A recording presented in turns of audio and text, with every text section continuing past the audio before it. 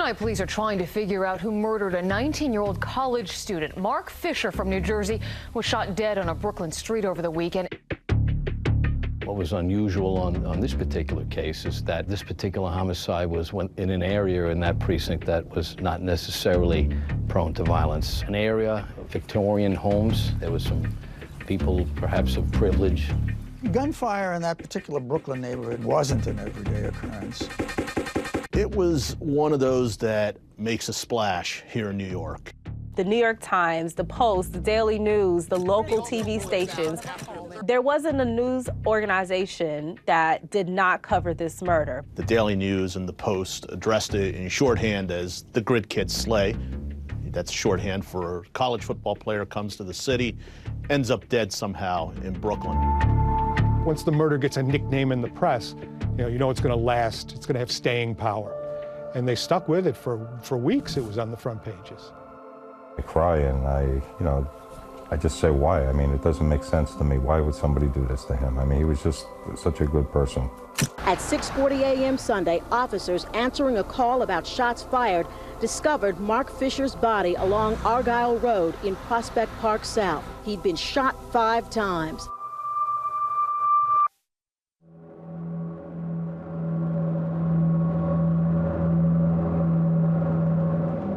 There was a report of shots fired at that hour, and that's when the 911 calls come in. Police are called to the area, and that's where Fisher's body is found. He's found shot dead. He's been shot 5 times. Detectives came, they're knocking on doors, they're asking people for, information. What did they see? What did they hear? They had to piece it together and to see who was where. What was this? I heard shots, looked out, didn't see anything, laid back down, heard some car doors closing, but didn't think anything of it. Some people said they heard a car screeching by, a white car. Some people said they heard a man and a woman having a conversation before the shots were fired. What's always been somewhat mysterious to me about the 9/11 calls is the fact that at least one of the callers very clearly stated that he heard a female voice. Witnesses that night say they heard a distinct female's voice coming from across the street. Right before they heard the 5 gunshots. When the police check Mark Fisher's body, they find an ATM receipt in his pocket. Just about an hour before he died, he went to a convenience store and took out cash, just 20 bucks, at 5:25 a.m. and then walks back to the party. But the key detail is who goes on the ATM run with him? Antonio Russo. The wallet was missing from Mark Fisher's body, so that created the suspicion that it was a robbery. The 19-year-old's body was found wrapped in a blanket at the end of a driveway there at that home, Argyle Road. He was laying face down, and there was something lying next to him. I think it looked like a blanket or something like that. He's still got this blanket that is under him in a way that led cops to believe that perhaps he had been rolled up in the blanket or carried out in the blanket and dumped. Mark Fisher was found laying on top of what turned out to be your blanket. Yes. What do you make of that? Mark Fisher fell asleep on the sofa, and there was a throw blanket in the back. So he covered himself with the blanket, and then in the morning, when he was leaving, he took the blanket with him. The blanket found with the body came from the Giuca home.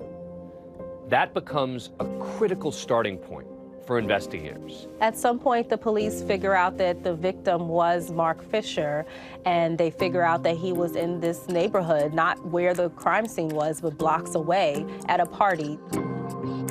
So they start to make their way to John Giuca's house to find out what exactly happened at this party. When you found out that it was Mark Fisher, this guy that you'd been partying with hours before, ends up dead, what was your reaction? Shocked. Kind of like a weird feeling in your stomach, like oh, wow, it's crazy.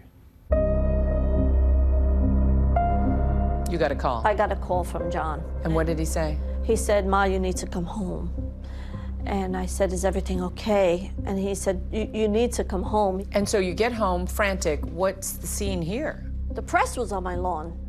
Already? Yeah, and detectives were on my porch. John was a mess.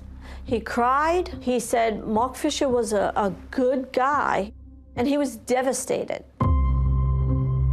In the immediate aftermath of the killing, the authorities were having trouble getting much information from people who were at this party. People weren't being particularly cooperative.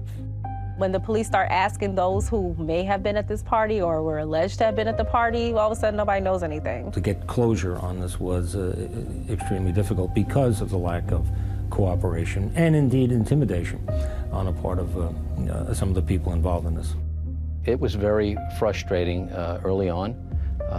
I think because we were unaccustomed to seeing that kind of coordinated cover-up. What we ran into was, in the first 48 hours, was locating people who made themselves scarce, and then when we did find them, finding out that they had no intention of helping us to begin with.